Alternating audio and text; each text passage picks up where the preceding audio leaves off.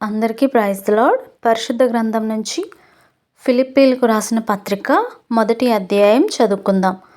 ఫిలిప్పీలో ఉన్న క్రీస్తు యేసునందలి సకల పరిశుద్ధులకును అధ్యక్షులకును పరిచారకులకును క్రీస్తు యేసు దాసులైన పౌలును తిమోతియును శుభమని చెప్పి వ్రాయున్నది. మన తండ్రియగు దేవుని నుండి ప్రభువగు యేసుక్రీస్తు నుండి మీకు కృపయు సమాధానమును కలుగునుగాక. మొదటి దినము నుండి ఇది వరకు సువార్త విషయంలో మీరు నాతో పాలువారయుండుట చూచి మీలో ఈ సత్క్రియను ఆరంభించిన వాడు యేసుక్రీస్తు దినము వరకు దానిని కొనసాగించునని రూఢిగా నమ్ముచున్నాను. గనుక మీ అందరి నిమిత్తము నేను చేయు ప్రతి ప్రార్థనలో ఎల్లప్పుడూ సంతోషముతో ప్రార్థన చేయుచు నేను మిమ్మల్ని జ్ఞాపకం చేసుకున్నప్పుడెల్లను నా దేవునికి కృతజ్ఞతాస్తుతులు చెల్లించుచున్నాను.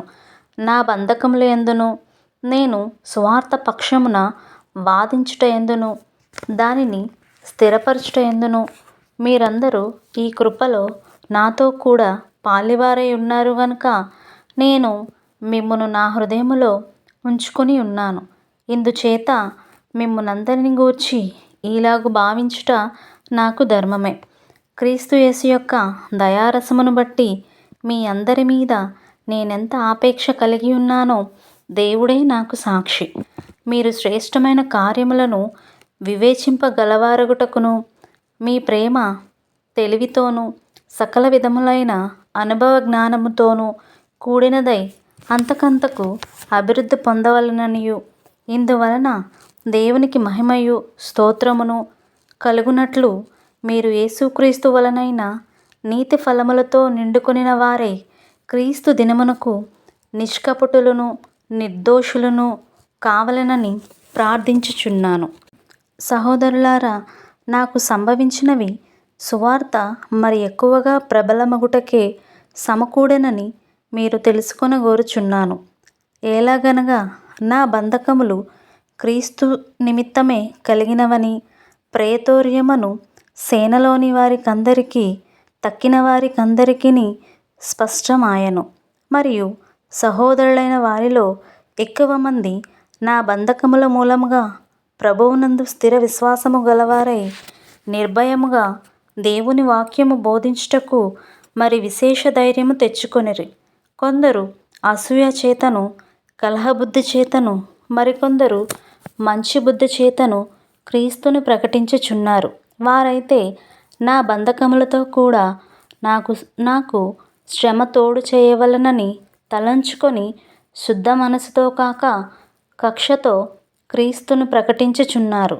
వీరైతే నేను సువార్త పక్షమున వాదించుటకు నియమింపబడియున్నానని ఎరిగి ప్రేమతో ప్రకటించుచున్నారు. అయిననేమి మిషచేతనే గాని సత్యము చేతనే గాని ఏ విధము చేతనైనను క్రీస్తు ప్రకటింపబడుచున్నాడు.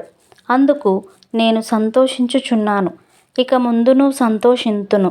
మరియు నేను ఏ విషయంలోనూ సిగ్గుపడక ఎప్పటి వలనే ఇప్పుడును పూర్ణ ధైర్యముతో బోధించుట వలన నా బ్రతుకు మూలముగానైనా సరే చావు మూలముగానైనను సరే క్రీస్తు నా శరీరమందు గణపరచబడునని నేను మిగుల ఆపేక్షించుచు నిరీక్షించుచున్న ప్రకారముగా మీ ప్రార్థన వలనను యేసుక్రీస్తు యొక్క ఆత్మ నాకు సమృద్ధిగా కలుగుట వలనను ఆ ప్రకటన నాకు రక్షణార్థముగా పరిణమించునని నేనెరుగుదును.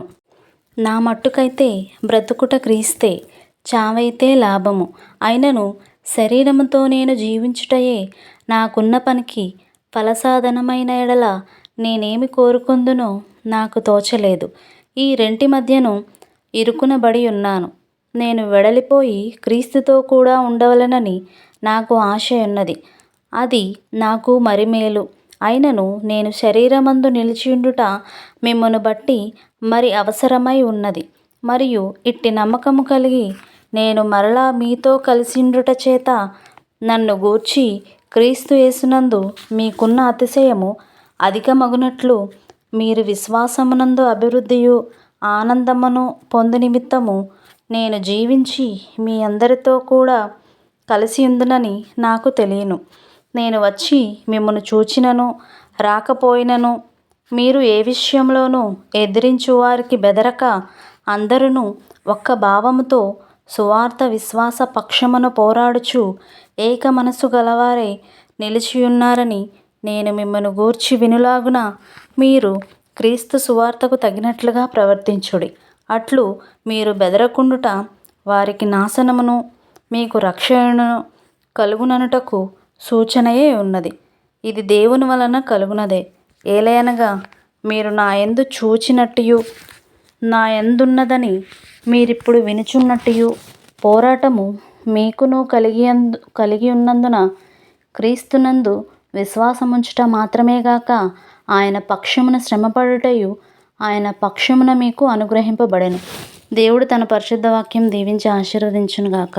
ఆమెన్. ప్రైజ్ లార్డ్ అందరికీ. ఈరోజు వాక్యం విన్నారు కదా, అలాగే ఇంకొంతమంది కూడా వినిపించండి.